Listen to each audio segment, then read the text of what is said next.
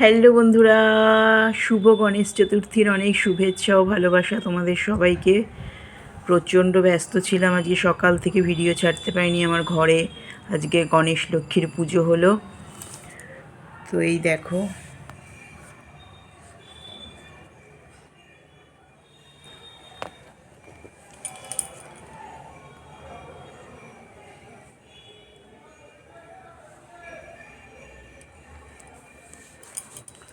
পুজো complete হয়ে গেছে। ঠাকুরমশাইকে সব কিছু দিয়েও দিয়েছি।